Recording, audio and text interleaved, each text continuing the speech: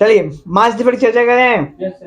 देखिए mass defect का मतलब क्या है, देखो इसका असल अगर हिंदी में मतलब समझो ना, इसका नॉर्मली आम तौर पे जो बोलचाल की जो भाषा है उसमें ये है मास डिफेक्ट का मतलब कि जब किसी में से कोई चीज निकल जाती है, कम हो जाती है। जैसे मान चलो ना कि इतना बड़ा टुकड़ा है, अब वो धीरे धीरे इसमें से जैसे मान लो चौक है, चलते चलते चलते चलते क्या होने लगेगा, साइज कम हो जाएगा। तो इसको हाँ हाँ डिप्लेट हो रहा है, वो भी ठीक है। तो ये जो चौक धीरे धीरे कम हो जाएगा, ठीक है। तो ये जो कम होने का जो तरीका है ना, वो कैसे, तो एक बार में इसको हम दो तरीके कर दें, तो एक बार चट से तोड़ देते हैं इसको बीच में से, तो ये तरीका है।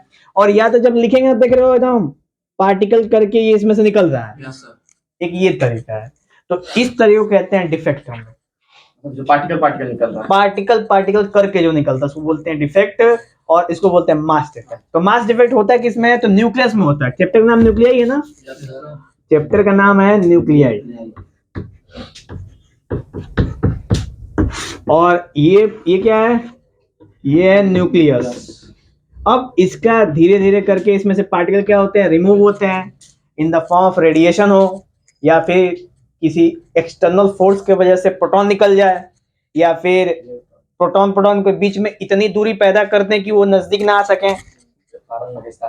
हाँ, और न्यूट्रॉन के बीच में इतनी दूरी पैदा करते हैं कि वो पास ना आ सकें। ठीक है, वो अलग बात है कि न्यूट्रॉन अट्रैक्ट नहीं करते हैं, लेकिन उनका जो मौजूदगी होती है बहुत खतरनाक होती है। ठीक है ना, एटमॉस्फेरिक फोर्स में लगता है। एटमॉस्फेरिक फोर्स, हाँ न्यूक्लियस के एटमॉस्फेयर का फोर्स लगता होगा उसमें। हाँ, ये वाला फोर्स, ये वाला क्यों लगेगा, न्यूक्लियस के अंदर का जो एटमॉस्फेयर है ना, हाँ उसमें एक फोर्स होता है ना, हाँ, वो बोल रहा है, तो उसी को न्यूक्लियर फोर्स कहते हैं।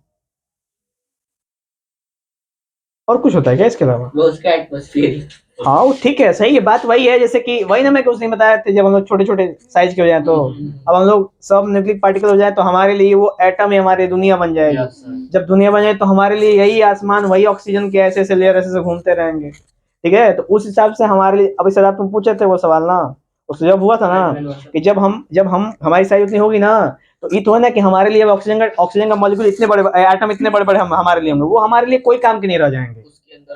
ठीक है, वो हमारे लिए किसी काम नहीं रह जाएंगे। हमारे लिए क्या काम का होगा कि उस एटमॉस्फेयर में, यानी उस लेवल पे जो सब एटॉमिक पार्टिकल्स होंगे उनको हम लेके जिंदा रहेंगे, क्योंकि हमारी बॉडी जैसे ही वैसी होगी ना, तो हम उसके एटमॉस्फेयर के, जैसे नहीं होता है हैबिटेट बनना, जैसे अभी एकदम तुरंत आपको उतना छोटा कर दिया, जैसे इसी समय थोड़ा सा आपको तकलीफ होगा, दिमाग काम नहीं करेगा, दिमाग मेल्ट हो जाएगा। ठीक है, मतलब समझ नहीं आएगा क्या करें। ठीक है, लेकिन धीरे धीरे जब आप रहेंगे उसमें, धीरे धीरे आप एटमॉस्फेयर को अडॉप्ट करेंगे तो खुद ही सही हो जाएंगे फिर। तो उसके लिए टाइम लगेगा। ठीक है, और ये चीज है ना कि अभी क्या है ना कि उस लेवल पे, जैसे हम देख पाते हैं कि क्या कहते हैं कि जैसे कि पेड़ के अंदर की, जैसे मान लो चाहे हमारे बॉडी के अंदर की नसों में से खून ऐसे जा रहे, देख पाते नहीं देख पाते अपनी आंखों से ना, लेकिन जब आप उस लेवल पे जाओगे ना, उस लेवल पे जाओगे तो चीजें काफी फास्ट होंगी। जैसे जानते हो ना कि जैसे ये पार्टिकल ऐसे, ये पार्टिकल निकल रहा है ना, अब ये पार्टिकल हम लोग के लिए उस लेवल पे ना लगेगा ना कि मेटर शावर है। मेटर शावर समझते हैं, बाहर से जो बड़े बड़े गोले बाहर गिरे, अब ये वही है मेटर शावर। एस्ट्रॉइड्स मेट्रॉइड्स अंदर है धरती में, तो हमारे लिए अब कोई ऐसा बंदा होगा जिनके लिए वो ये होगा बस हाथ की धूल होगी, लेकिन हमारे लिए वो के जानलेवा है। वैसे ही हम उनके लिए क्या है, जानलेवा है। हमारे लिए कोई जानलेवा है। हाँ, सबके लिए कोई ना कोई है जानलेवा।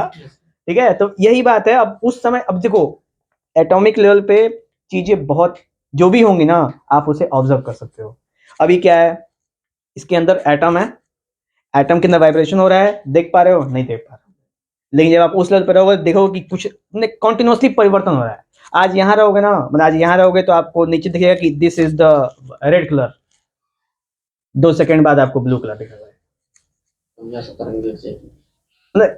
अब इफेक्ट सोचो, थोड़ा सा इफेक्टिवनेस की बात बता रहा हूँ, क्योंकि जानते हो ना कि एटॉमिक लेवल पे कंटिन्यूसली वाइब्रेशन होता रहता है, वो चीज स्टेबल नहीं रहती है, मतलब कि एक जगह रुकी नहीं रहती है, वो वाइब्रेशन करती रहती है। जब वाइब्रेशन कुछ भी चीज करती है तो उसकी फ्रीक्वेंसी में चेंजिंग होगी, फ्रीक्वेंसी पे कलर डिपेंड करता है, तो वहां का एटमॉस्फेयर भी कॉन्टिन्यूसली क्या होता है, चेंज होता है। समझ गया थोड़े से? Yes sir. तो थोड़ा सा ये थोड़ा मूवी टाइप का हो गया, फैंटेसी वर्ल्ड टाइप का हो जाता है, ठीक है, लेकिन वो फैंटेसी क्रिएट होनी चाहिए अंदर दिमाग, तभी वो चीज समझ में आएगी। जैसे जिस पल मैं बोल रहा हूँ उसी पल आपके दिमाग में वो फैंटेसी चलनी चाहिए, समझ रहे हो?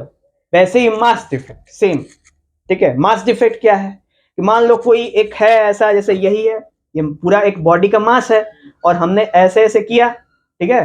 अब किया तो इसमें से क्या निकल रहा है, ये पार्टिकल निकल रहे हैं। वो पार्टिकल है किसके, इसी के तो है ना, यानी इसके अंदर डिफेक्ट हो रहा है।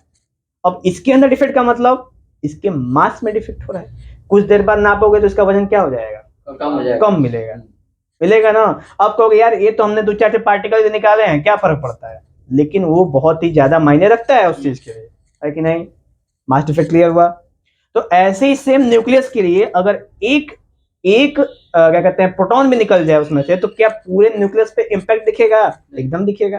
दिखेगा सर प्रोटॉन। अच्छा, क्यों नहीं दिखेगा? ठीक है, आपके मतलब कि फैमिली के अंदर से अगर एक व्यक्ति चला जाए बाहर कहीं पढ़ाई वढ़ाई करने के लिए, तो घर में उसका इम्पैक्ट नहीं दिखेगा? एकदम दिखेगा। ठीक है, वो अलग बात है, शुरू में 1-2 महीने के जग सुना हो जाएगा लोगों के लिए, लेकिन कुछ देर बाद फिर से एडेप्टेशन हो जाएगी, हाँ या ना? समझ रहे हैं ना? तो ये चीजें कंटिन्यूसली होती रहती है ह्यूमन सोसाइटी में। आगे बढ़े। अब मास डिफेक्ट को हम लोग दिखाते हैं डेल एम से। किसे दिखाते हैं? डेल एम। डेल एम मास डिफेक्ट, जहां पे बात करते हैं जेड एम पी, ठीक है, प्लस ए माइनस जेड एम एन और माइनस एम, ये हो गया। जहां पे जो कैपिटल एम है वो है मास ऑफ न्यूक्लियस, यानी न्यूक्लियस का जो टोटल मास है वो है, और ये क्या है, ये है आपका मास ऑफ प्रोटॉन। ये क्या है? MP, mass of proton. और जो एमएन है वो क्या है? Mass of neutron. समझ गए? इन दोनों का सम ही तो एम के बराबर होगा, हाँ या ना? तो जब इन दोनों का सम होगा और इसमें से डिफेक्ट हो रहा है, तो इनके डिफरेंस को क्या बोलते हैं हम लोग? नहीं समझे? जैसे इनिशियली इसका मास 10 ग्राम, ठीक है, हमने भुरभुरा दिया ऐसे करके, ठीक है। अब जब नापेंगे तो इसका मास कितना हो जाएगा? 9.99 ग्राम। लेट्स सपोज 0.01 ग्राम की कमी हुई। ए है आपका एटॉमिक मास और जेड है आपका एटॉमिक नंबर। बोले कोई दिक्कत? अब यहां पे ना जेड इसलिए लिखा है ना क्योंकि किसी भी न्यूक्लियस के अंदर एक पार्टिकल की संख्या होगी ना। जैसे सोडियम के अंदर कितने प्रोटॉन होंगे? 11। तो 11 गुणे मास ऑफ प्रोटॉन। और हमने शुरुआत में ही मास ऑफ प्रोटॉन पर चर्चा करी थी कि मास ऑफ प्रोटॉन, न्यूट्रॉन और इलेक्ट्रॉन दिमाग में रखो, क्योंकि जरूरत पड़ेगी जब आपके सामने न्यूमेरिकल आ गया तो। समझ रहे ना? और करना है इस आगे बढ़े। जो मास डिफेक्ट है, जो इसका मास होता है ना, वो हम लोग केजी में नहीं नापते, एटॉमिक मास यूनिट में नापते हैं, ठीक है, जिसको कहते हैं एएमयू। ठीक है, केमिस्ट्री की भाषा है ये। एटॉमिक मास यूनिट यानी कि कार्बन के 12 एटम में इंटू 1/12, जब इसको सॉल्व करोगे ना तो हो जाएगा आपका 1 यूनिट, और इसी को कहते हैं एएमयू। यानी कि कार्बन के एक एटम के मास का 1/12 करेंगे ना तो जो वैल्यू निकल के आती है उसी को कहते हैं एटॉमिक मास यूनिट। वो केमिस्ट्री नहीं खेले क्या आप? उसी के ना तो था ये, ठीक है। 11th में इसमें मोल कॉन्सेप्ट में है, ठीक है, और हमारे पास है मोल कॉन्सेप्ट में, लिस्ट में है मोल कॉन्सेप्ट, देख सकते हैं। मोल कॉन्सेप्ट तो यूनिवर्सल है, 9, 10, 11, 12, 13, 14, 19, 13 सब के लिए। और क्या हर जगह मोल कॉन्सेप्ट है, बिना मोल कॉन्सेप्ट के आप केमिस्ट्री में जी नहीं सकते। जी का केमिस्ट्री में नहीं है, तो केमिस्ट्री कैसे छोड़ेंगे आप? नहीं हाँ तो फिर वही ना, तो पढ़ना पड़ेगा, केमिस्ट्री रखना पड़ेगा अपने पास। आगे आगे देखा जाए, मास डिफेक्ट समझ में आया? अरे बच्चे शुरुआत में लिखा हुआ है सब, प्रोटॉन न्यूट्रॉन सब लिखा हुआ है। अच्छा इलेक्ट्रॉन का मास, इलेक्ट्रॉन का मास होता है 9.1 इंटू 10⁻³ kg, यही होता है ना? 31 होता है, लेकिन आगे पता नहीं हमको। केजी केजी केजी, हाँ हो गया।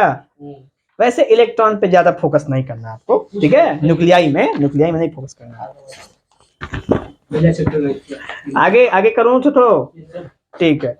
नेक्स्ट है न्यूक्लियर बाइंडिंग एनर्जी, ठीक है? तो देखो नाम है इसका बाइंडिंग और काम है इसका सेपरेशन।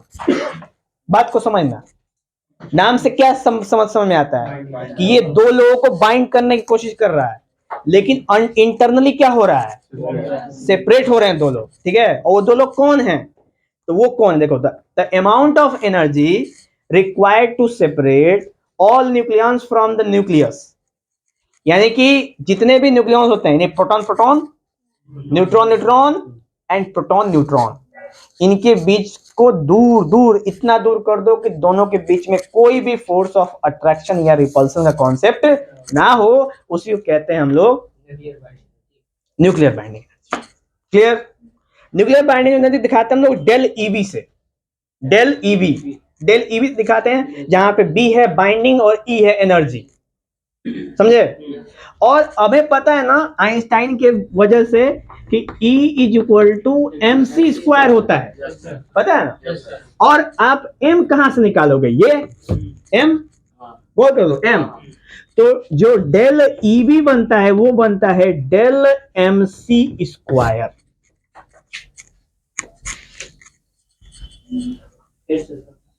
क्या मतलब? अब एक बार वहां देखोगे और एक बार यहां देखोगे तो कभी नहीं समझ में आएगा। वहां के लिए घर है और यहाँ के लिए ये, हाँ वहां के लिए वो घर का वक्त है, घर पे वक्त देना होता है उसको, ठीक है? हाँ चलिए, अभी हमने ये मास डिफेक्ट किया। मास डिफेक्ट में किसी को समझ गया? नहीं ना? अच्छा आइंस्टाइन का पता है ना, चचा ने दिया था E = mc², दे के चले गए। अब बच्चे लोग परेशान हैं कि क्या करें इसमें। नहीं लेके कैसे जा सकते? क्या लेके आए हो, क्या लेके जाओ? वो भी नहीं लेके आओ बच्चे। जब बहुत बड़े भ्रम में जी रहे हो। जब आए थे ना तो वही 10-15 ग्राम का दिमाग था, जो सही से बोल भी नहीं सकता था। 5 ग्राम का हो गया है बढ़िया। अच्छा पाया में पुड़िया है। चलो तो ये डेल m है और फॉर्मूला mc², तो m कहां से निकलेगा? ये डेल m और c² सेम mc², यही है बाइंडिंग एनर्जी। समझ आया? ठीक। उसके बाद है एक AMU में, ठीक है? एक AMU में यानी कि एटॉमिक मास यूनिट में 931 मेगा इलेक्ट्रॉन वोल्ट एनर्जी होती है। 1 AMU में 931 MeV होता है, ठीक है? अब m का मतलब क्या है? मेगा में कितनी वैल्यू होती है इमरान? 1 मेगा बराबर कितना?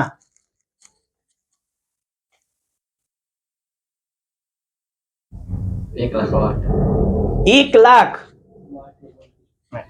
कम नहीं, ज्यादा है इससे भी। हाँ चलिए इधर पॉइंट आगे बढ़। 10 लाख 10, ठीक है? तो 1 मेगा बराबर 10⁻6। 10⁻6 का मतलब 10 लाख होता है ना? यानी 1 मेगा में 10⁻6, तो हमारे पास 931 गुणे 10⁻6 इलेक्ट्रॉन वोल्ट एनर्जी एक AMU में निकल के मिलती है। बहुत ज्यादा। अरे असली ऊर्जा का स्रोत हमारे धरती पे क्या है? एटॉमिक लेवल पे। हम पावर प्लांट में कैसे एनर्जी प्रोड्यूस करते हैं? यहीं से तो करते हैं ना, समझे नहीं समझे? करते हैं ना? तो मेन सोर्स क्या हुआ? एटॉमिक लेवल बिल्कुल नेचुरल। इसमें हम लोग का पूरा पूरा हाथ है, ठीक है। वो अपने से थोड़ी हो सकता हाँ, वो अपने से तो हो नहीं सकता, क्योंकि सारे लतखों वाला काम हम लोग करते हैं बस, ठीक है। वो सब आराम से बैठे थे सब, मार टक्स।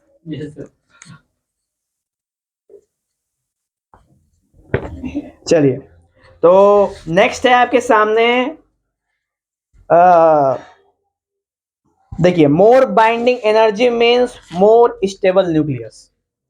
जितना ज्यादा बाइंडिंग एनर्जी बढ़ता जाएगा उतना ज्यादा न्यूक्लियस क्या होता जाएगा, स्टेबल होता जाएगा। जितना टूटेगा जितना ज्यादा एनर्जी लगेगा उसको तोड़ने में वो उतना ही क्या होगा, स्टेबल होगा। सिंपल सी बात है कि जिस पार्टिकल को तोड़ने में ज्यादा मेहनत लगे वो ज्यादा स्टेबल है। वो तो है ही ना, है कि नहीं। हाँ, क्योंकि अभी इस चौकी को तोड़ना है तुमको, तो इस चौकी को तोड़ने में ज्यादा मेहनत लगेगा बजाय एक सीख को तोड़ने में। तो किस में ज्यादा एनर्जी लग रही है, तो कौन ज्यादा स्टेबल हुआ, दिमाग में घुस रहा है कुछ। चलिए, इसी के बाद इसी तरीके ना nuclear binding energy for nucleon. तो इसमें कुछ नहीं करना है, न्यूक्लियर बाइंडिंग एनर्जी को एटॉमिक मास से क्या कर देना है, डिवाइड कर देना है, सिंपल, कुछ है नहीं इसके अंदर, ठीक है। चलो, नेक्स्ट है बाइंडिंग एनर्जी कर्व। अब इस बाइंडिंग एनर्जी कर्व की चर्चा हम लोगों ने पहले भी कर ली है, ठीक है, जब न्यूक्लियर चल रहा था उस समय की बात। तो अभी देखो कि आपके सामने ग्राफ बना हुआ है, ठीक है। ये ग्राफ है, इधर देखो, छोड़ो उधर, इधर देखो, ये ग्राफ है। इस ग्राफ में देखो, ये वाला है बाइंडिंग एनर्जी पर न्यूक्लियन, यानी एटॉमिक मास पे वाला, और ये वाला है मास नंबर, यानी ये एटॉमिक मास, और ये पर यानी रेशियो में, दोनों रेशियो में आपस में। अब देखो, ये जो इंक्रीजिंग दिख रहा है ना, ये ऐसे ऐसे करके, ये क्या बता रहा है हमें, ये बता रहा है कि कौन से एटम हैं जिनकी एटॉमिक मास और उनकी स्टेबिलिटी, ठीक है। तो ये हमने क्या पता चला कि जिसका बाइंडिंग एनर्जी पर न्यूक्लियन ज्यादा, यही था ना, वो ज्यादा स्टेबल। तो ये बताओ किसका ज्यादा है, तो देखो यहां तक देखो, निकल तक, निकल तक देखो, निकल तक ये इंक्रीजिंग ऑर्डर में है कि नहीं, इंक्रीजिंग ऑर्डर में, और उसके बाद क्या हो रहा है, डिक्रीज हो रहा है, ठीक है। तो अभी तक ये सब स्टेबिलिटी होते हैं। एक चीज गौर करो कि डी, जैसे हम लोग एसपीडीएफ की बात करते हैं ना पीरियड टेबल में, एस वाले स्टेबल होते हैं, याद है, पी वाले भी स्टेबल होते हैं, और जैसे ही पी से डी में एंटर मारते हैं ना, वैसे वैसे उनकी अनस्टेबिलिटी दूर शुरू हो जाती है। यानी कहने का मतलब कि इसे डुअल फेस कौन शो करता है, डी ब्लॉक, डी में डुअल और डी माने डी ब्लॉक मतलब डुअल फेस करते हैं। डुअल फेस का मतलब कि दो से अधिक या दो एक से अधिक वैलेंसी शो करते हैं। वो किस वजह से मन करता है उनका, नहीं, ड्यू टू अनस्टेबिलिटी, ठीक है। तो एक चीज तुम सोचो कि लाइफ में कौन ज्यादा हाथ पर मारता है, जिसके पास स्टेबल, जो जितना अनस्टेबल होता है ना वो उतना हाथ पर मारता है। तो कौन सा ज्यादा हाथ पर मारता है, अनस्टेबल। तो डी वाले ज्यादा हाथ पर मारते हैं, और ज्यादा हाथ पर का मतलब कई सारे वर्क करते हैं, कई सारे चेहरे हैं उनके, ठीक है। तो दो से अधिक या देख, अब देखो एस वाले स्टेबल है, एकदम रॉयल फैमिली से बिलोंग करते हैं, मार विरासत में पैसा पड़ल बाटे, ला ले ले ले जो आगे नहीं। तो एस वाले निकले एकदम घर से, निकाले इलेक्ट्रॉन ऐसे, तो सोडियम क्लोरीन बैठे हैं सब इधर, क्लोरीन ब्रोमीन है, अरे तुम्हारे लो ले जाओ, तुम भी क्या जानते हो हम लोगों को। तो एगो एस वाले हो गए स्टेबल, पी वाले हो गए वो भी स्टेबल, क्योंकि पता है ना भिखमंगो क्या करना है, उनको मांगना है चलना है, मांगना है चलना है, भले 1 करोड़ भी इकट्ठा कर लेंगे, मांगेंगे गारंटी, ठीक है। ऐसा एक न्यूज में आता है कि एक भिखारी ने 1 करोड़ रुपए जमा कर लिया था और मर गई बेचारी बीमारी से। अब वो 1 करोड़ किसका, सरकार का है कि नहीं, बोलो। तो सीन यही है मेन कि एक तरफ एस वाले एक तरफ पी वाले, दोनों स्टेबल, बच्चे दो, डी और एफ। डी वाले क्या होते हैं, अनस्टेबल होते हैं, लेकिन थोड़े से कम अनस्टेबल होते हैं, जैसे कि जिसे दो फेस शो करते हैं। और एफ वाले तो अल्ट्रा लीजेंड होते हैं, सब एकदम लीजेंडरी है सब, वो सब उन लोग की बातें नहीं की जाती कहीं, ठीक है। वो ऐसे हैं कि जब जिस गली से गुजर जाए वो गली उनकी।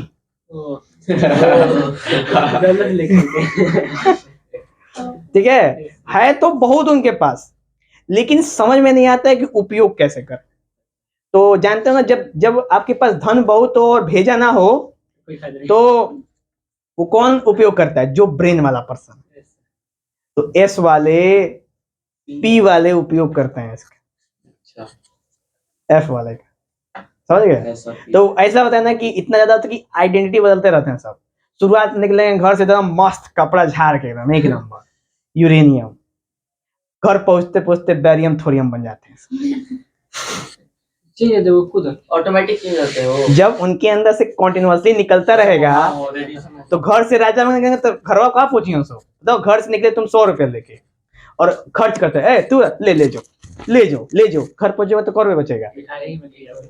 खत्म होता रहता है धीरे धीरे एकदम वो रेडिएशंस। गजब तुम इंटेलिजेंट हो। आगे बैठ रहा है ना इसीलिए। हाँ बेइज्जती हो गया ज्यादा बेइज्जती हो गया। थोड़ा सा और ज्यादा तारीफ कर रहे हैं प्राइस। हाँ एकदम चमक मार रहा है।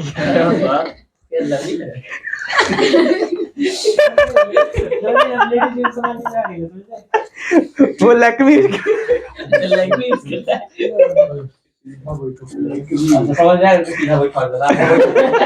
ऐसे करते ऐसे बन के हाँ आगे ये लोग बढ़ जाते हैं ना तो ऐसे ही करते हैं। बन जाए तकलीफ बता दो। बहुत दुख लग रहा है बेचारा। अभी क्या बोलेंगे? तुम लगा दे हो गया थोड़ा। चलो ठीक है, चलिए तो कुछ अभी ग्राफ को देखने के बाद हम समझते हैं कि 2-3 गो पॉइंट है जिस पर डिस्कशन बहुत ही आवश्यक है। जिसमें पहला है कि एवरेज बाइंडिंग एनर्जी पर nuclear for mass number less than 3 is very small. यानी जो एवरेज बाइंडिंग एनर्जी होती है वो हाइड्रोजन के लिए काफी कम होती है, फिर भी स्टेबल होते हैं। लेकिन स्टेबल में कौन सा? हाइड्रोजन का एक वाला 1H1 वाला, बाकी 1H2 1H3 अनस्टेबल है। अच्छा वो दोनों। हाँ बाकी गौर करो तो पूरा का पूरा हाइड्रोजन ही, उसका अस्तित्व का ही गारंटी नहीं, क्वेश्चन मार्क है इसके ऊपर ऐसे कि आखिर तुम हो कौन।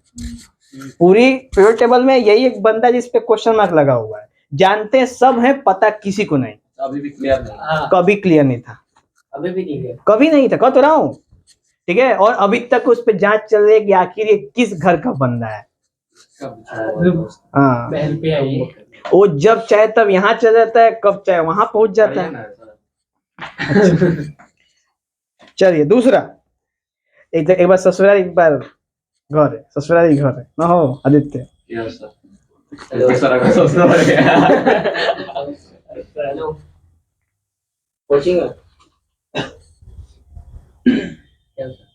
सर का वीडियो खराब हो रहा है, बंद कर देना। फोन करते रहते। चलिए ठीक है, इसमें 2-3 पॉइंट और लिखे हुए हैं कि 3 से लेके 20 तक जो हैं उनके बाइंडिंग एनर्जी काफी लार्ज है। ठीक है, जिसमें हीलियम आता है, बेरिलियम आता है, कार्बन आता है, ऑक्सीजन और नियॉन। उसके बाद 30 से लेके 56 तक जो बाइंडिंग एनर्जी होती है ना, कॉन्टिन्यूअसली क्या होती है, इंक्रीज करती जाती है। देखो लिखा है ना, जिसमें आयरन आता है, निकल आता है, वो भी क्या है, स्टेबल एलिमेंट है। होते तो स्टेबल एलिमेंट है, लेकिन फिर भी उनकी स्टेबिलिटी इतनी भी नहीं है कि वो एक काम को करके अपनी जीविकोपार्जन क्या कर सकें, चला सकें। ये भी बाद में बदलेंगे, एकदम बदलते हैं। आयरन के 2 वैलेंसी नहीं होती है, 2 और 3। चल आगे बढ़ता हूँ। 56 के एटॉमिक मास है कि एटॉमिक नंबर? कौन एटॉमिक नंबर ना है? हम लोग मुझले पढ़ रहे हैं। यहाँ पे यहाँ लिखा है। कहाँ लिखा है? दियोग्राफ में बाइंडिंग एनर्जी। हम लोग आयरन की बात कर रहे हैं, आयरन से लेके निकल तक। ये वाला ग्राफ देखो, आयरन निकल स्टेबल, ये वाला। लेकिन आयरन का 26 से 30। अरे हिमा देख पहले, देखो ये आयरन से लेके और निकल, देखो ये देखो बीच वाला, ये देखो है ना, ये यहाँ से लेके, तो ये यहाँ से ऑक्सीजन है, ऑक्सीजन के बीच से ना 30 से लेके 56 बोल रहा है ना, 50 से थोड़ा सा आगे, 30 से 56 एटॉमिक मास बोल रहा है क्या? वही समझ नहीं आ रहा मैं, 30 56 क्या लिखा है? हाँ एटॉमिक मास है 30 से 56। हाँ मास है। ये 3 से 20 वाला भी ये हाँ atomic mass.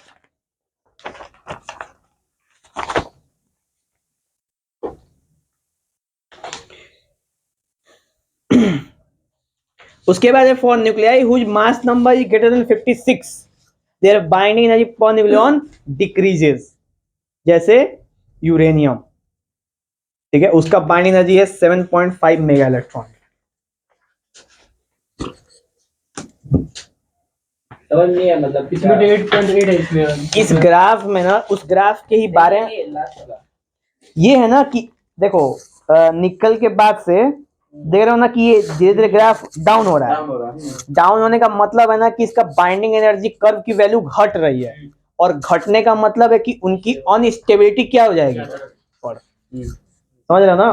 Binding energy curve की वैल्यू घटने का मतलब है कि अनस्टेबिलिटी का बढ़ना, ठीक है। तो 56 एटॉमिक मास के बाद से decrease धीरे धीरे, हाँ धीरे धीरे धीरे धीरे धीरे धीरे अनस्टेबिलिटी की प्रक्रिया शुरू हो जाती है। और पता है ना कि 56 वाले एलिमेंट किस में आते हैं, डी से स्टार्टिंग होती है, 56 वाले भी डी में ही आते हैं, और उसके बाद एफ में आते हैं, समझ रहे हो ना। बात को क्लियर करो, काफी इंटर रिलेटेबल है एक दूसरे से। केमिस्ट्री केमिस्ट्री खेल रहे हैं हम लोग, केमिस्ट्री में आप लोग जानते हैं ना। बना के लाओ, हो गया सर, हो गया। एक बड़ा सा पेट्रोल बनना, बड़ा सा दीवार से बड़ा होना चाहिए।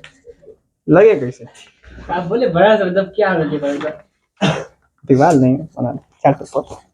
चलिए आगे बात करते हैं। इनका कंक्लूजन जो है, देखो जो ये भी हम लोग बाइंडिंग एनर्जी कर्व पढ़ रहे हैं ना, तो इनका जो ओवरऑल जो हम निकलते हैं, समराइज करते हैं, तो हम इससे दो तरह का मतलब टू टाइप्स के क्रिएशन स्टार्ट करते हैं। क्रिएशन का मतलब न्यूक्लियर प्रॉपर्टीज जिसको कह सकते हैं, जैसे समझो थोड़ा सा इसको बता दूं। अभी हमने बाइंडिंग एनर्जी कर्व पढ़ा ना, इस कर्व के बेसिस पे हम एलिमेंट्स को दो पार्ट में क्लासिफाई कर देते हैं, ठीक है। एक होता है आपका फिजन और एक होता है आपका फ्यूजन, ठीक है। अब ये बेसिस किसके हैं, तो बेसिस है बाइंडिंग एनर्जी कर्व के, क्योंकि इन्हीं के बेसिस पे चर्चाएं हम लोग करते हैं, ऐसे हम नहीं कर सकते। तो सीन क्या है कि फिजन का मतलब होता है ना स्प्लिटिंग, और फ्यूजन का मतलब क्या होता है, किस चीज का स्प्लिटिंग? पहले समझिए स्प्लिटिंग, और ये होता है आपके न्यूक्लियस की स्प्लिटिंग, क्योंकि हमारा चैप्टर ही क्या है, न्यूक्लियाई है, ठीक है। अच्छा, फिजन में होता है क्या, जैसे एग्जांपल, ये फिजन होता है किसका है, तो जो बाइंडिंग एनर्जी कर्व की वैल्यू क्या होती है, डिक्रीज होती रहती है, यानी कहां से, यानी 56 के बाद से, ठीक है। तो 56 के बाद से जो भी बंदे होते हैं उनका क्या होता है, फिजन होता है 56 के बाद से, ठीक है। और फ्यूजन किसका होता है, तो जिनकी न्यूक्लियस काफी छोटी हो,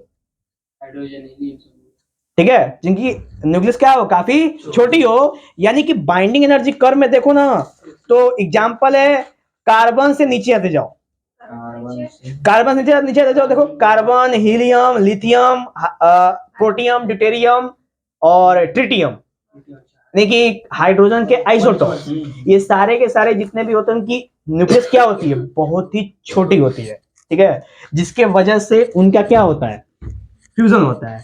तो ये जब मान लो कि ये 1H1 और ये 1H1 दोनों आपस में मिलेंगे तो क्या बनेगा, 1H2, तो इसको कहते हैं फ्यूजन।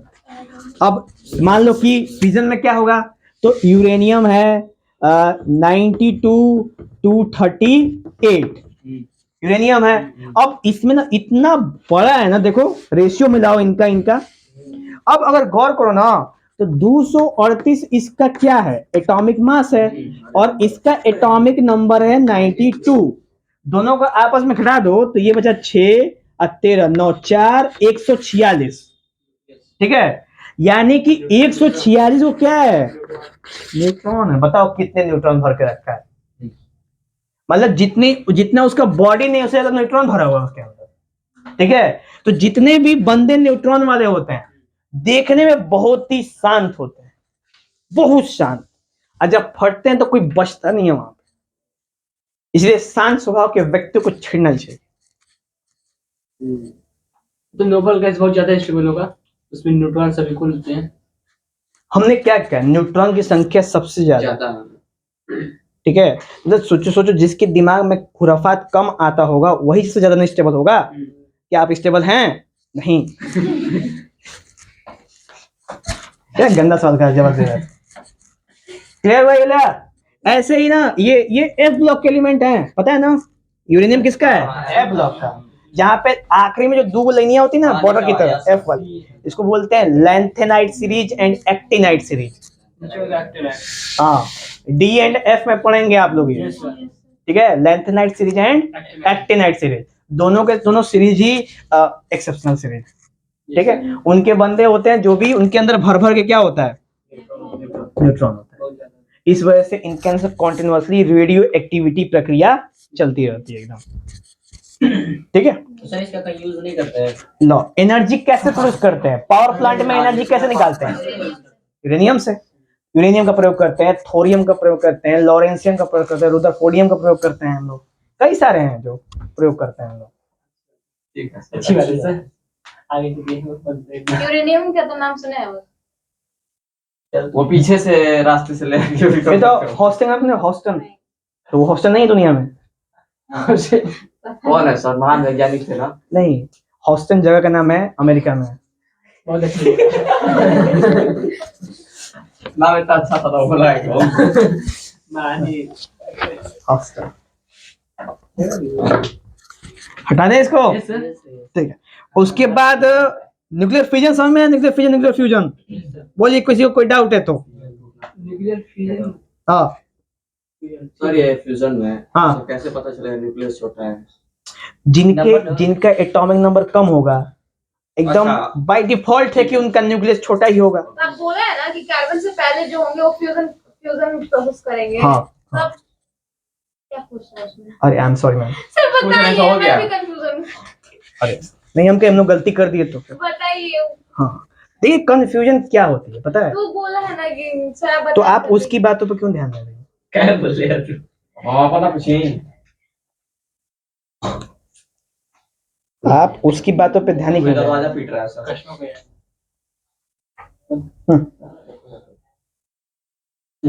तो देखिए न्यूक्लियर फोर्स का जो फिगर देख रहे हैं ना, ये वाला जो देख रहे हैं ना, ये न्यूक्लियर फोर्स का फिगर है। जानते क्या फोर्स का, दो इसका ग्राफ एक अलग ही किस्म का है। ऊपर से नीचे सबसे पहले नीचे आता है, एकदम ऊपर से नीचे आता है, फिर वहां से राइज करना शुरू करता है, ठीक है। तो ये इस ग्राफ को आप याद कर लो, एग्जाम में आएगा तो बना देना इस ग्राफ। न्यूक्लियर फोर्स अगर आप कहीं से, ये कौन सा पॉइंट है? ये है पोटेंशियल एनर्जी, उधर है देखो पोटेंशियल एनर्जी है, और इधर डिस्टेंस, पोटेंशियल एनर्जी डिस्टेंस, ठीक है। तो गौर करना ना कि जब हम करते क्या है, मान लो किसी को एक झपड़ मारना है, तो न्यूक्लियर की बात बता रहा हूँ, तो एक झपड़ मार जाके एकदम ऐसे मारा, ठीक है, ऐसे मार के, ठीक है, ठीक है, ऐसे मारा एकदम, ऐसे करके भाई पढ़ा रहा हूँ मैं सही में, घुमाओ उसको। सरवाज मेरा फोकस लाओ। अब पकड़े एक मिनट नहीं रुकिए सर, कोई दिक्कत। मान लो कि ऐसे लाया और ऐसे टच हुआ ना, देखो गौर करो कि ये वाला एक एटम से, मान जस्ट सपोज कि एटम से बना हुआ है, और ये वाला लेयर भी एटम से बना हुआ है, यानी एटॉमिक इंटरेक्शन हुआ ना, यानी ऐसे आया तो एटॉमिक इंटरेक्शन हुआ। हाँ बहुत ज्यादा मारेंगे। हाँ नहीं, वो नहीं हम कहना चाह रहे हैं। रियलिटी में रियलिस्टिक बात बताऊं तो जाके ऐसा कंडीशन हुआ ना, जाके टच हुआ, लेकिन इस ग्राफ के हिसाब से ग्राफ कहता है कि टच हुआ ही नहीं। बोल रहा है सर। हाँ, तो अगर आप किसी को लकड़ मार दिए हो तो और कोर्ट में चला गया तो कहो तो हमने तो छुआ ही नहीं अभी तक। न्यूक्लियर फोर्स बोल रहा है, न्यूक्लियर फोर्स क्या बोल रहा है, देखो सबसे पहले एकदम मैं जीरो से नीचे चला गया, यानी कि इंटरेक्शन हुआ ही नहीं, और एक ही बार स्टार्टिंग हो गई वहां से। Yes sir. ठीक है, समझ में आया? उसको छोड़ो, कहाँ है? सही नहीं है। अच्छा सही करो, क्या किए? हाँ सही करो। बातें गौर हुई? तो इसको कहते हैं जब भी कोई इंटरेक्शन होता है किसी तरह का, जैसे मान चलो इसी का इंटरेक्शन मान लो, इसी का इंटरेक्शन हुआ ना यहाँ पे, तो according to nuclear force, there is no any interaction between the particles, then how can I hurt you? Yes. जब इंटरेक्शन तो हर्ट कैसे हो गए? तो जानते हो हर्ट कैसे हो जाते हो रियल में? रियल में हर्ट ऐसे नहीं होता है। हमने क्या किया ना, जब उस पे जाके लगाया फोर्स, तो न्यूक्लियर फोर्स बोलता है कि टच नहीं हुआ है। रियलिटी में according to nuclear force touch नहीं हुआ है, लेकिन जब रिएक्शन फोर्स आता है उधर से ना, वो फॉर्म बाय फिंगरप्रिंट इंप्रेशन के फॉर्म में निकल जाता है। सर उधर से फिर कैसे फोर्स आता है? किधर से? जब टच ही नहीं हुआ तो अकॉर्डिंग टू न्यूक्लियर फोर्स, झूठ बोल रहा है, सुनो न्यूक्लियर फोर्स बोल रहा है कि इंटरेक्शन नहीं हुआ, लेकिन इंटरेक्शन हुआ तभी तो आप रो रहे हो। नहीं समझे? समझ गए ना? इंटरेक्शनल मैटर और जो ग्राफ का मैटर था वो ग्राफिकल मैटर, ठीक है। चलो उसके बाद सम ऑफ इंपॉर्टेंट कैरेक्टरिस्टिक्स, तो कुछ कैरेक्टर्स हैं जिसमें nuclear force are independent of charge, यानी न्यूक्लियर फोर्स किसी पे डिपेंड नहीं करता। देखो पहली बात आ गई कि किसी पे डिपेंड नहीं करता है वो, ठीक है। किसी भी दो पार्टिकल के बीच में हो सकता है, चाहे चार्ज हो चाहे अनचार्ज हो, ठीक है। दूसरा है nuclear force are very short range force, बहुत ही कम रेंज के फोर्स होते हैं, मतलब कि बहुत ही स्मॉल रेंज के फोर्स होते हैं, जिसको हम लोग मेजर करने इतना आसान नहीं है फिजिकल वर्ल्ड में मेजर करना, उसको हम बस एटॉमिक लेवल पे ही मेजर कर सकते हैं। रेंज एटॉमिक लेवल पे ही आएगा, एटॉमिक लेवल रेंज में आएगा, ठीक है।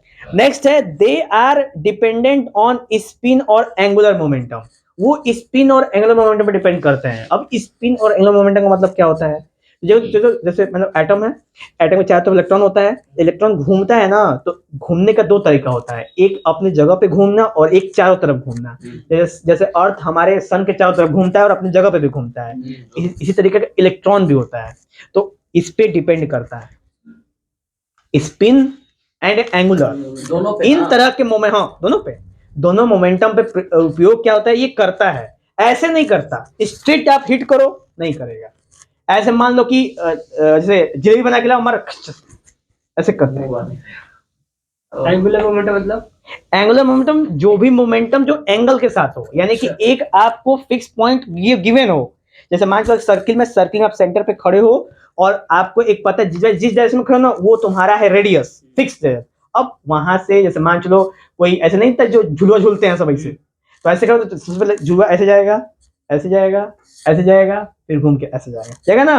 तो आपने धीरे धीरे इस वाले इसको मान लेते मीन ना, तो मीन से धीरे धीरे एंगल क्या हो रहा है, चेंज हो रहा है, चेंज हो रहा है, चेंज हो रहा है, एंगल चेंज हो रहा है। तो जो ऑब्जेक्ट ऐसे यहां से ऊपर ऐसे जा रहा है, उस ऑब्जेक्ट की वेलोसिटी होगी, उसको बोलेंगे एंगुलर वेलोसिटी, ओमेगा, ठीक। और भाई जब ऑब्जेक्ट है तो मास तो होगा ना, तो mass into velocity momentum according to linear momentum. तो एंगुलर मोमेंटम जब एंगल बनाते हुए, नहीं समझे? जैसे एक रस्सी ले लो और उसमें पत्थर बांध के और ऐसे ऐसे घुमाओ, ऐसे ऐसे ऐसे ऐसे, तो आप जहां पे आपके जैसे मान लो यहाँ पे हाथ है ना, ये ऐसे, तो इस हाथ को पूरा ऐसे एक एक्सिस ड्रॉ कर दो पूरा, इसको मान लेते हैं बेस मीन पोजीशन, मान लिया एकदम इसी एक्सिस को, प्लेन को।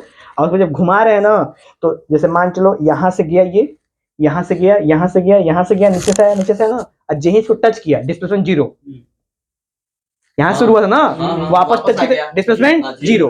और जैसे जैसे इधर बढ़ रहा है ना, वैसे वैसे एंगुलर वेलोसिटी में चेंजिंग हो रही है और साथ में मोमेंटम में चेंजिंग, तो इसी मोमेंटम को एंगुलर मोमेंटम। पहले स्लो होता है, छोटा सा करना है, फिर करते एक बार फोर्स लगाओगे आप, वेलोसिटी आपने लगाई, छोड़ दोगे ना, तो उस मोमेंटम को फॉलो करेगा कुछ देर तक, जब तक उसके अंदर फोर्स है तब तक उस मोमेंटम को क्या करेगा, फॉलो करता है ना। और या ना, जैसे एक बार आपने ऐसे जोर से लगा के छोड़ दिया, तो तब तक वो करता रहे जब तक आपका मोमेंटम उसके अंदर बना है, उसी that is momentum is called angular momentum. जैसे जैसे स्केटिंग होना, स्केटिंग, अरे नहीं पहिया बांध के घूमते हैं सब, तो नहीं उन लोग का भी कंपटीशन होता है ओलंपिक्स में, तो वो भी सब खूब अलग अलग किस्म के डांस करते हैं सब, और उस पर एकदम फ्रीली घूमते हैं सब, ठीक है। जब हाथ को दूर करते हैं सब, ठीक है, तब क्या कहते हैं, स्लो, एरिया बढ़ जाता है, सेंटर ऑफ मास। और जब हाथ को इसे नजदीक करते हैं तो फास्ट, फास्ट, क्योंकि मतलब कि जो सेंटर ऑफ मास था पूरे बॉडी को कहाँ है, कंसंट्रेट हो गया एक जगह पे। और जब एक जगह कंसंट्रेट तो जस्ट लाइक लट्टू, समझ रहे हो ना। अब लट्टू में दुगो फिरेंगे, दुगो पत्ती लगा दो, नहीं होता है जो झलरिया होता है, जो टीचर्स डे में सेलिब्रेशन होता है, लगा दो, दुगो बांध दो और फिर लट्टू नचाओ। पहले की तरह लट्टू नहीं नचेगा, क्योंकि अब उसका सेंटर ऑफ मास क्या हो गया है, चेंज हो गया। पहले जो सेंटर ऑफ मास उसके गूजे के अकॉर्डिंग था, गूजे समझते हो ना, वो जो लोहा का होता है उसको गूजा कहते हैं। पहले सेंटर ऑफ मास गूजा के अकॉर्डिंग था, लेकिन अब जब आपने झलरी जोड़ा ना उसके साथ तो अब वो डिस्ट्रीब्यूट हो गया। अब झलरी एयर में होगा, एयर का रेजिस्टेंस लगेगा एक रेजिस्टेंस, तो क्या वो मोमेंटम से घूम पाएगा? समझ गए? अच्छा, उसके बाद है आखिरी, the nuclear force is much stronger than the coulomb force acting between charges और ग्रेविटेशनल फोर्स बिटवीन। चलो उसको छोड़ो, नेक्स्ट बात करेंगे हम रेडियो एक्टिविटी। वैसे तो ये सिलेबस में नहीं है, हाँ ज्यादा नहीं जानेंगे ना, बस थोड़ा जानेंगे रेडियो एक्टिविटी क्या होते हैं।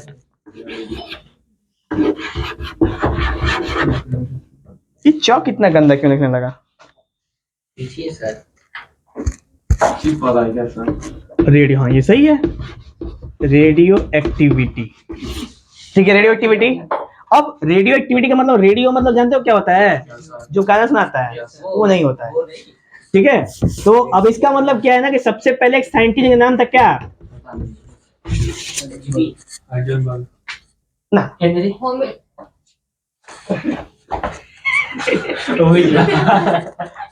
क्या नाम था? हाँ ये भी सही है।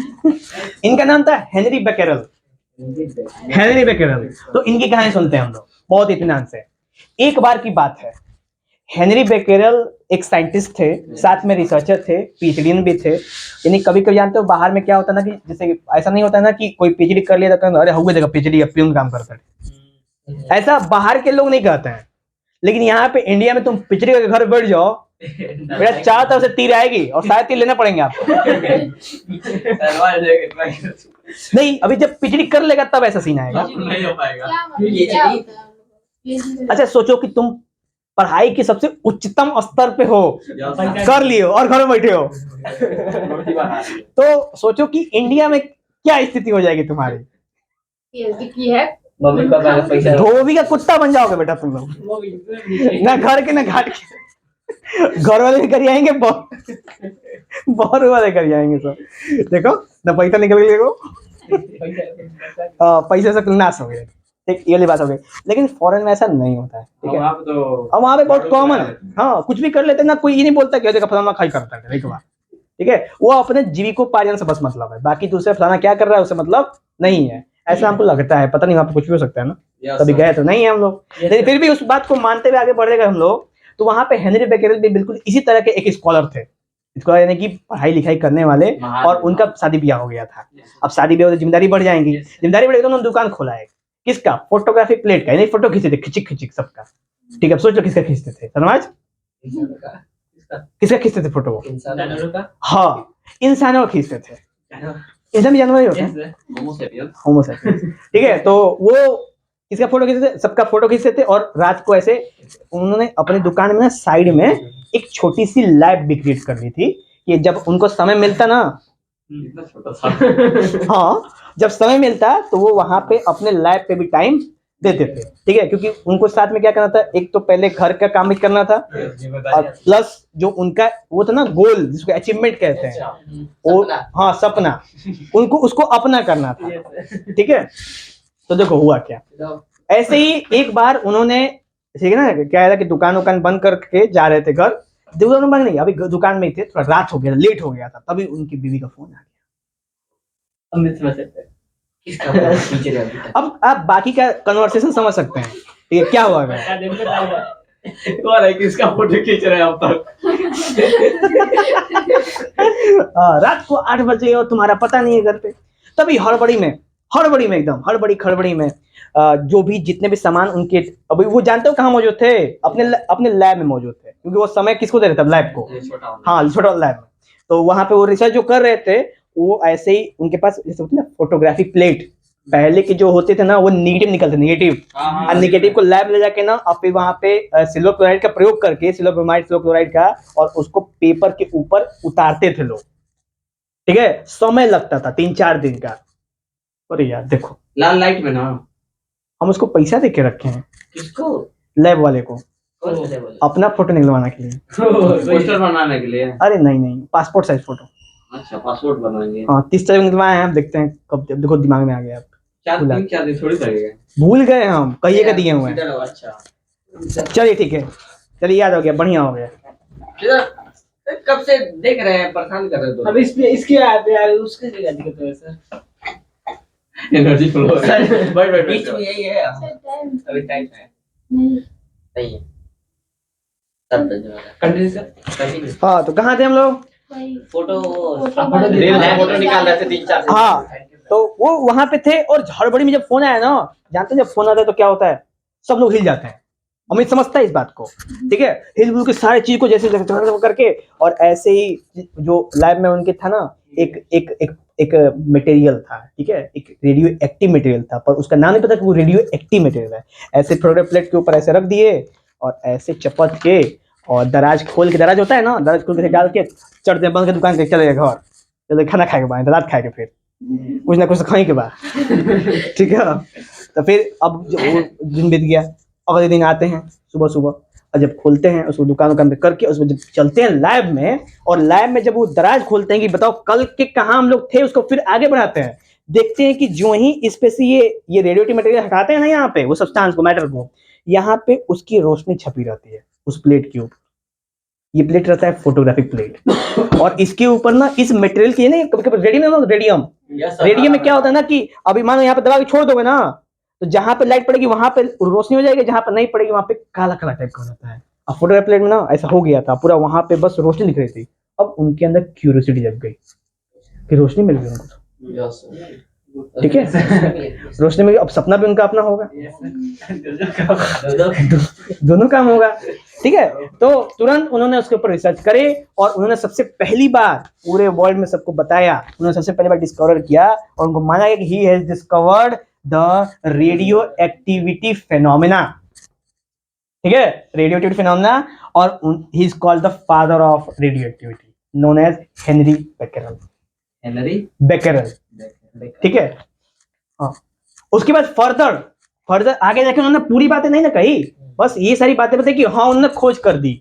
अब खोज करने से काम खाली चल जाता है नहीं, उसके बाद बहुत सारे रूल, सजेशन, थ्योरम, फॉर्मूले, न्यूमेरिकल्स, एग्जांपल्स, एक्सप्लेनेशंस, कॉन्सेप्ट और थियसिस, सब कुछ क्रिएट होते हैं। अब देखो उसके बाद कौन लाए, नाम था उनका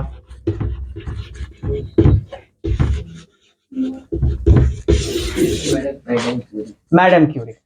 मर गए थे ना? हाँ मर गए थे, ये वाले। क्यों मरेंगे एक्सपेरिमेंट करते टाइम मर गई थी ना? तो अच्छा ये मर गई थी, कोई बात नहीं, मुझे जिंदा करना है हम लोग को। हाँ, जिंदा रह के काम करें। हाँ जिंदा रह के। तो मैडम क्यूरी ने, जानते हो मैडम क्यूरी ने यही एक्सपेरिमेंट वो भी अपने यहाँ कर रही थी, लेकिन हेनरी बेकेरेल के बाद, हेनरी बेकेरेल का एक्सपेरिमेंट हो गया था। अब मैडम क्यूरी कुछ रिसर्च कर रही थी, और रिसर्च करते करते करते करते उन्होंने रेडियम की खोज की। तो मैडम क्यूरी इन्होंने डिस्कवरर ऑफ रेडियम, जो रेडियम हम अपने घरों में यूज करते हैं ना, वो मैडम क्यूरी द्वारा डिस्कवरी किया गया था, ठीक है।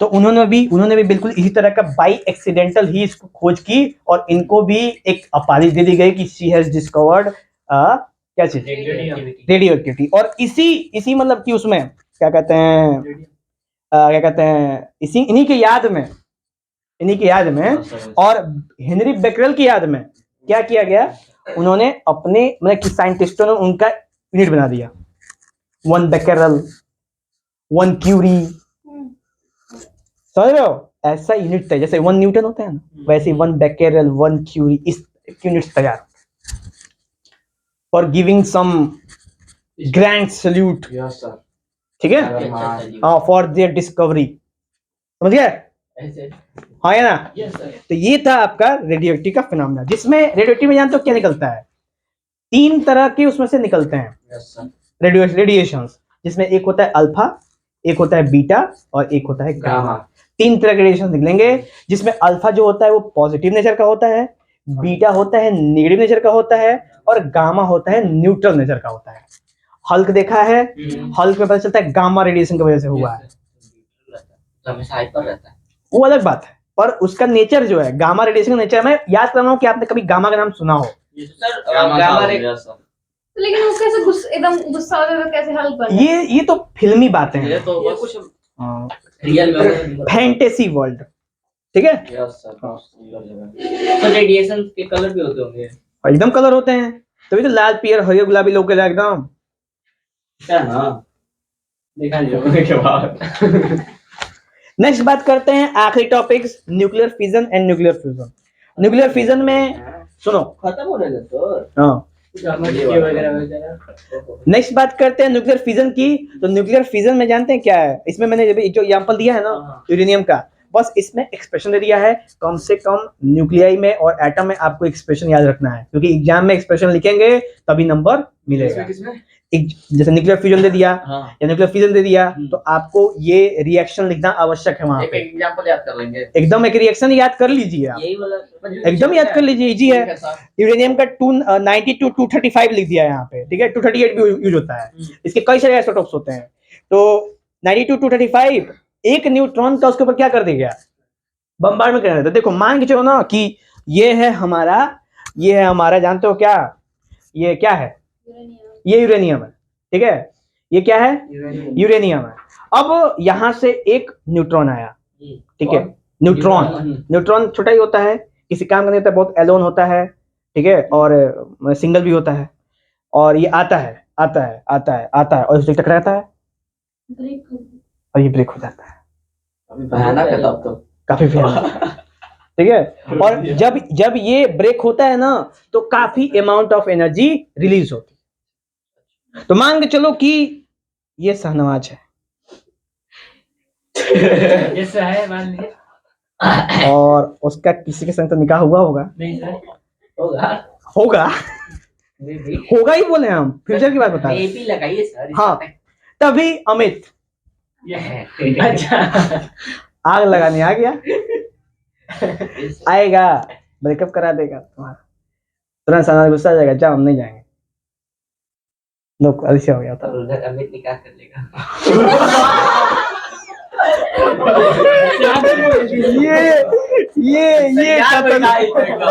ये खतरनाक है सबसे। इसको मत बुलाना कोई भी, इसको बुलाओगे ब्रेकअप हो जाएगा तुम, ऐसे होना चाहिए ऐसे ही चाहिए।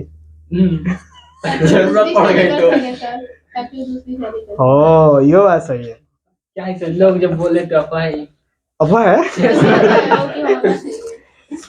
क्लियर हुआ, समझ में आया, तन्ना को पूरा समझ में आ गया होगा। क्या है भूलेगा नहीं कई जन्म में भूल जाओगे तो बता दो ये सेकंड पार्टी कौन है, नहीं भुलवाने अभी तो याद हमको कौन है सेकंड पार्टी, क्या था पसंद कौन है, वही तो पूछ रहे कौन है फ्यूचर में अरे ख्याल काफी इसके अच्छे हैं। चलिए, तो न्यूट्रॉन की बम्बार्डमेंट हुई ना, तो इसमें से एक बन गया आपका बैरियम और एक बन गया क्रिप्टॉन, बैरियम और क्रिप्टॉन। तो ये जो बनेगा और ये 3 न्यूट्रॉन नहीं, डिपेंड करता है कि कौन से आइसोटोप्स का प्रयोग आपने किया है, उस पर डिपेंड करता है ना, तभी ना भाई एटॉमिक मास भी तो मेकअप करना है और एटॉमिक नंबर भी मेंटेन करना है। यस सर दोनों को तो बैरियम और क्रिप्टॉन तैयार होगा, जहां पे क्रिप्टॉन क्या है, एक नोबल है, और जहां पे बैरियम एक आपका पेंटावैलेंट, हमको लगता है कि ये बंदा है पेंटावैलेंट है, नाइट्रोजन के खानदान से बिलोंग करता है ये, ठीक है। और यहां से निकलते हैं 3 ऐसे न्यूट्रॉन हाँ न्यूट्रॉन निकलते हैं, और पता है न्यूट्रॉन कितने खतरनाक है। तो अमित के संग 2 और दोस्त निकल जाएंगे, अब वो कहीं और जाएंगे काम ठीक है, और बहुत सारी ऊर्जा निकलेगी। अच्छा यही चैन रिएक्शन चलता रहता है क्या? यही चैनल, इसी चैनल को रोकते हैं हम लोग, फिर वो 3 न्यूट्रॉन जाके फिर तोड़ते हैं बैरियम को, तीन हाँ बैरियम को फिर तोड़ेंगे, फिर एनर्जी, तो जो न्यूक्लियर पावर होता है इसे यूज होता है क्या न्यूक्लियर पावर ऐसा ही हाँ। और जानते हो ये जो न्यूट्रॉन होते हैं बहुत स्लो होते हैं, हौले आके तोड़ देते चले जाते हैं। हाँ तो सब जो गैस बनेगा उसका क्या यूज होता होगा? ये कौन कह दिया कि वहां पे क्रिप्टॉन गैस के फॉर्म में ही बनेगा? तो अभी तो सॉलिड होगा नहीं, हम बता रहे हैं कि नॉवल है, हम बता रहे नॉवल है, लेकिन ये परमानेंट क्रिप्टॉन नहीं है, गौर करो बात को, ये क्रिप्टॉन बना है, ये पहले क्या था, यूरेनियम, और वहां से क्रिप्टॉन तैयार होता है, क्या गारंटी कि गैस निकलेगा? धुआं भी निकल सकता साफ बात का है ऊपर से है। अब वीडियो खराब हो जाएगा। चलिए नेक्स्ट बात करते हैं न्यूक्लियर फ्यूजन की। डीके क्या है? ये गामा डीके है, बीटा डीके है। डीके पहले मतलब बता क्या है? दीजिए। कम होना डीके मतलब कि सड़ना। ये बीटा प्लस के ऊपर हमारा दिमाग बीटा प्लस डीके मतलब बीटा प्लस माइनस आधा सड़ गया ना। बीटा प्लस डीके का मतलब ना कि बीटा के भी कई सारे फॉर्म्स हैं, अच्छा अल्फा के भी कई सारे फॉर्म्स हैं, गामा के भी कई सारे फॉर्म्स हैं, तो उनके फॉर्म्स हैं, उस पर गौर नहीं करना है आपको एकदम। और डीके मतलब सड़ना, और सड़ने का मतलब जब अल्फा का डीके होगा ना, जानते हो क्या होगा? अल्फा डीके में अल्फा पार्टिकल में क्या होता है, हीलियम का एक एटम होता है अल्फा पार्टिकल में, तो उसके जब भी जाएगा ना वो, मतलब कि मान लो कि ये आपका एटम है, ठीक है, इस एटम में से एक अल्फा पार्टिकल जही निकला, ते ही इसके एटॉमिक नंबर में से 2 और मास नंबर में से 4 क्या हो जाएंगे?